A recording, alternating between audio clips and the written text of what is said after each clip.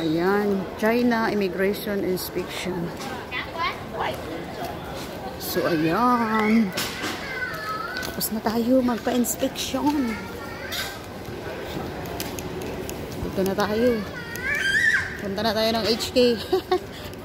Ayan, mga baby lads. Follow the arrow. Ayan yung arrow. To Hong Kong. Ah, diba.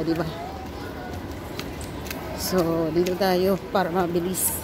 Dito tayo sa escalator na na flat. Ayan.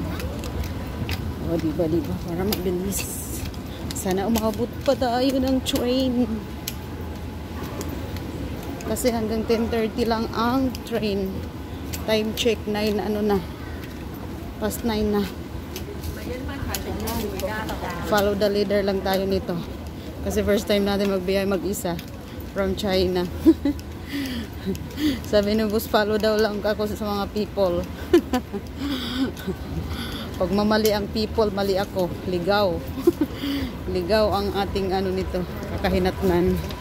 Hindi naman siguro kayo yung mga araw. Kalagay naman to Hong Kong. So, para talaga sa Hong Kong epets.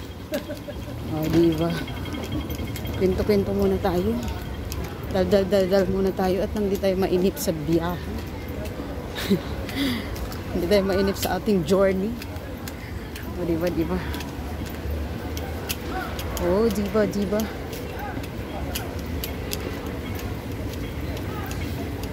Pang-content na rin. Pang-content na rin ito mga baby loves. Meron na ako ma-upload sa aking YouTube. Uy, dalawin nyo naman ang aking baka naman. Dalawin nyo naman ang aking YouTube. No? Telma HK Official. Diba? Baka naman. Dalawin nyo naman ang aking YT Telma HK.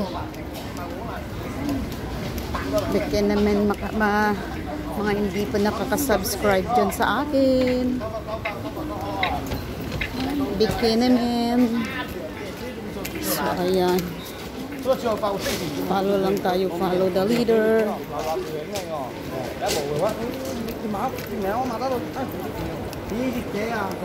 Train. Ayan, may araw yung train.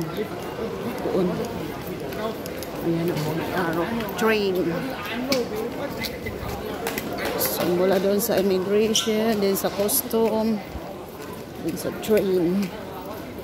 O, diba? HQ Residential Visitor. O, dito visitor tayo. Dito counter. Yun.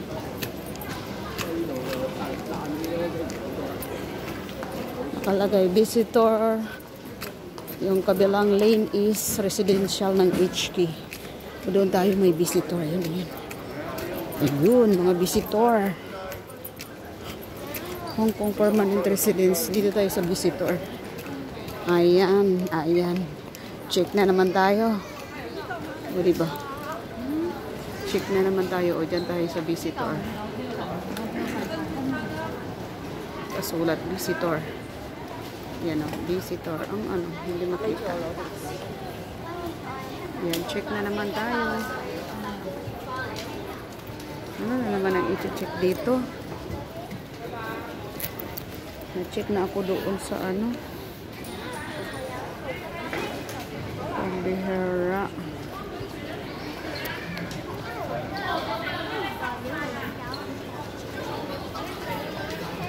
Tayo sa visitor.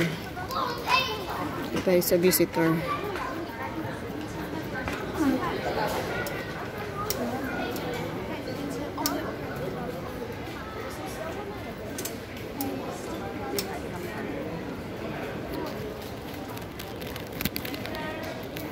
Kailangan ba ng ID na naman? Labas lang natin ang ating, i-prepare natin ang ating ID and passport.